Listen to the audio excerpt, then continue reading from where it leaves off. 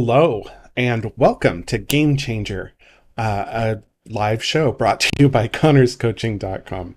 My name is Daniel Connor, and I am a certified professional coach. And before we get too far into it, I just want to remind you that you could do me a huge favor by logging into YouTube, liking this video, subscribing to my content, and also leaving a comment about what specifically inspired you today.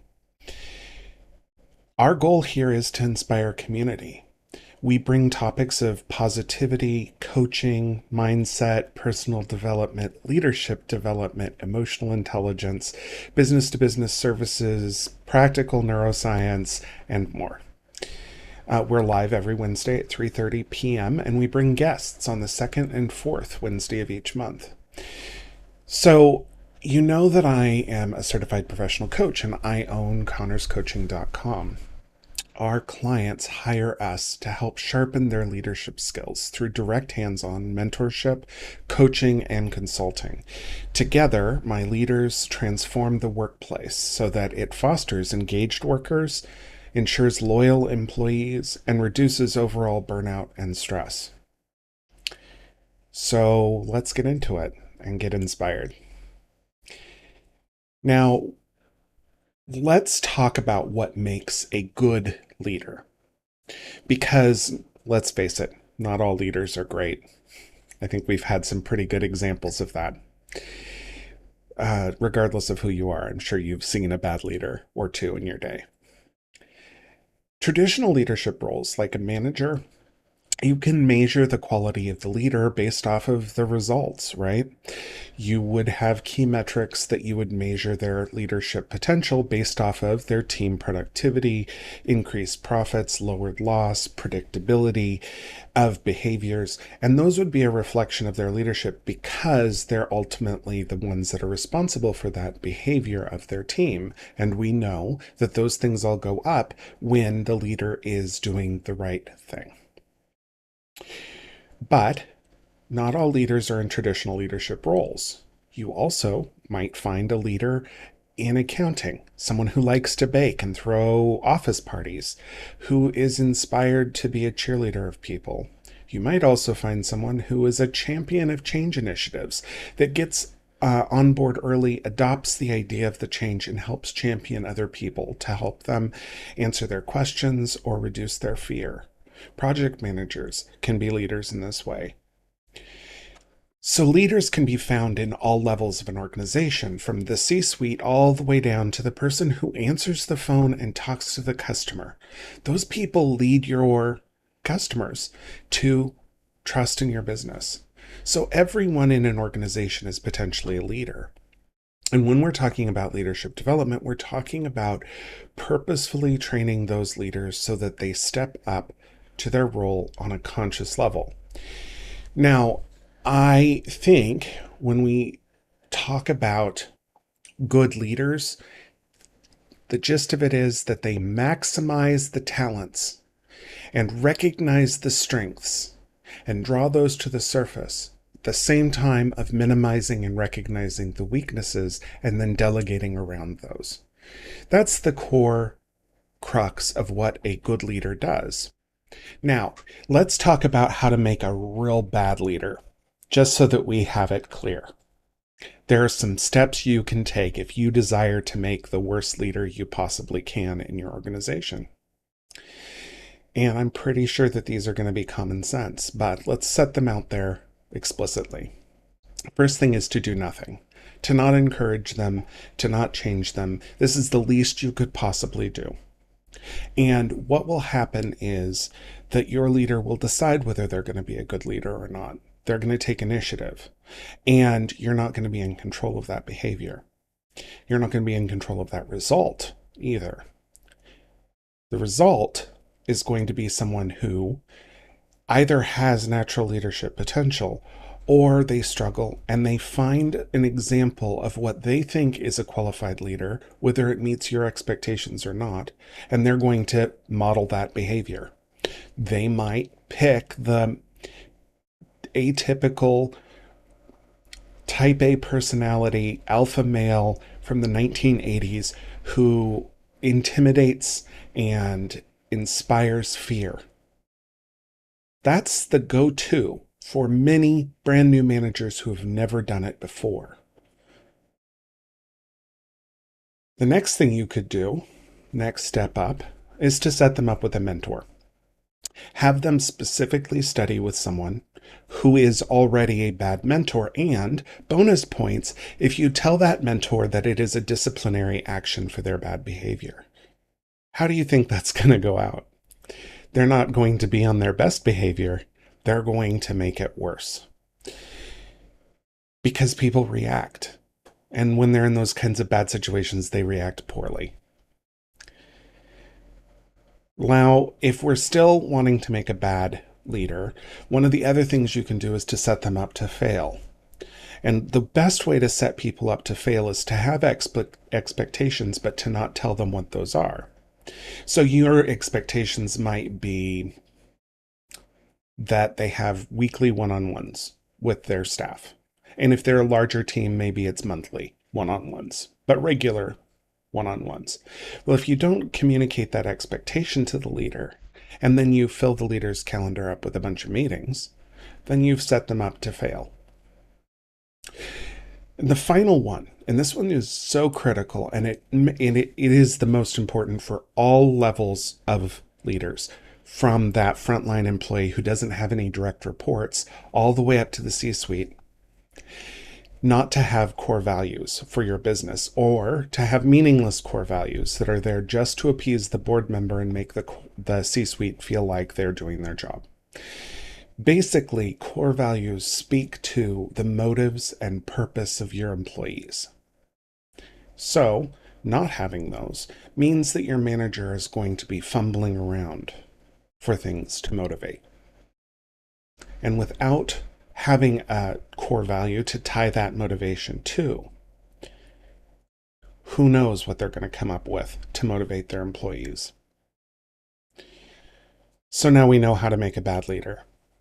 And we also know that the bad leader is going to have a low productivity for their team, maybe a high rate of turnover for staff. They're not going to be able to keep qualified talent. They're not going to have a profit. They're going to have exceptional amounts of loss as well. And truly toxic leaders, you're going to see a lot of employee absenteeism. So let's avoid that situation. And here is how to train a leader correctly. And by the way, I really want to say that there are a lot of leaders who find themselves in a position where they're put into a leadership role. I know I have clients like this, where they looked around and realized that they climbed their way to a particular point in the ladder where they had direct reports, and they were left at a loss because there was no onboarding. People assumed that because they had been there for a real long time, that they knew what was going on and how to be a leader. And that's just not how it works. There are no college classes on how to be an effective manager. That's not what an MBA teaches you. So if you're going to do it right, the very first thing that I personally would recommend to you is to establish clear core values that speak to the needs of the employee, every level of employee at your business, not the C-suite executives, not a board of directors, not people who you want to invest in your company, your employees. These need to be core values that speak to their hearts and their purpose in life.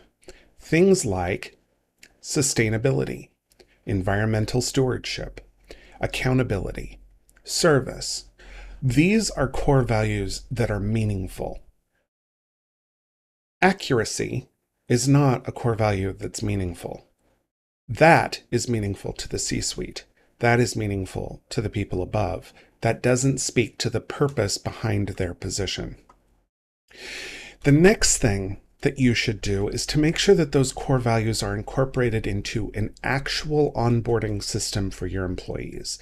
And when we're talking about onboarding your employees, we're talking about setting up clear expectations, communicating those expectations, providing any skills necessary training, such as how to operate a till, or how to operate the espresso machine, or whatever their tasks are, making sure that they know how to do those.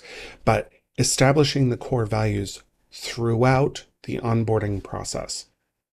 And bonus credits if you set up mentorship programs during onboarding, because nothing trains people better than other people. People learn from people. People don't learn from machines. Or if they do, it's temporary.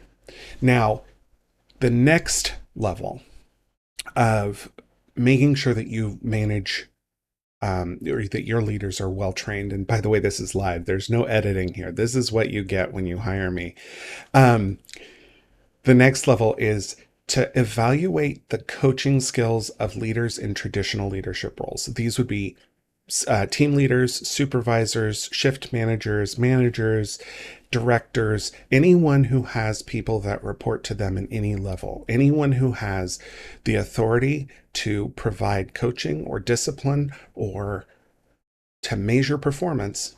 These people need to have some level of basic coaching skills.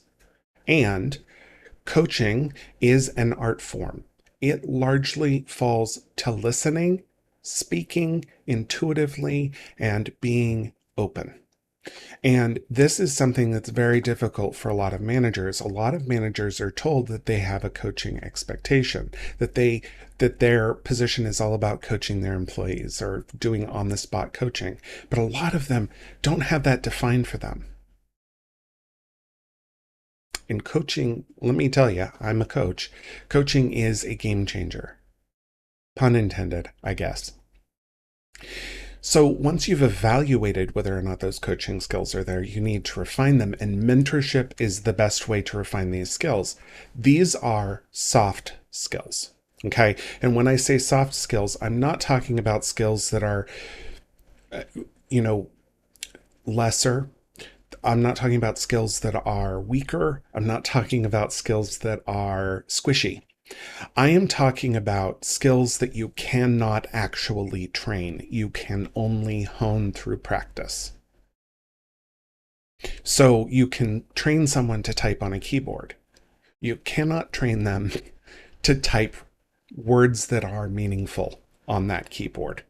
They have to find that meaning because it's subjective, right? So when we're talking about coaching, this is a key area. It's a soft skill. There's going to be a couple of other soft skills we talk about that also need mentorship to develop. So set them up with a coaching mentor, and you may want to assign them a mentor for different job functions. A mentor for coaching is ideal. A mentor for discipline, that can be something completely different. They don't need to be the same person. They can be, but oftentimes having that kind of space where you have different mentors who have different responsibilities is not only a great way to signify the importance of that particular skill, setting it alone and setting it aside and making it memorable. It's also a great way to connect a new employee with a bunch of their peers so that there's trust that's established over the long term. Next, making sure that you have clear written expectations that are thorough. So there's this term right now going around all over. If you've been on LinkedIn, you've seen it. It is quiet quitting. Quiet quitting is basically just living up to the written expectations. Basically, it's when an employee is tired of being told that they're not doing enough or that they missed opportunities because those opportunities were not expressly stated as expectations. Things like going to the office party. Well, if that's not an expectation for their job, they shouldn't feel like they're obligated to go. So they feel disengaged. And at its worst, quiet quitting is basically active disengagement. Specifically leaders' job is to make sure that doesn't happen. And if it is happening at your business, then there's a toxic issue going on with the leadership.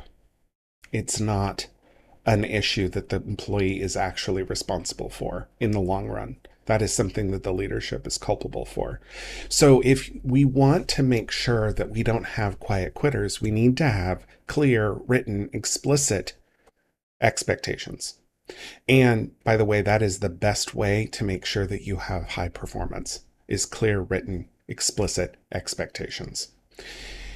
Next, encourage your managers to regularly meet with their employees, but also model that behavior. My next suggestion is regular catch up meetings between the manager or the leader and their direct supervisor, and including all of the mentors that are established with their relationship. So that, and that doesn't need to be a mentor every single time, but you should regularly check in with the mentors to see how things are going, to clarify any expectations that didn't get written down, and to make sure that they're solidified.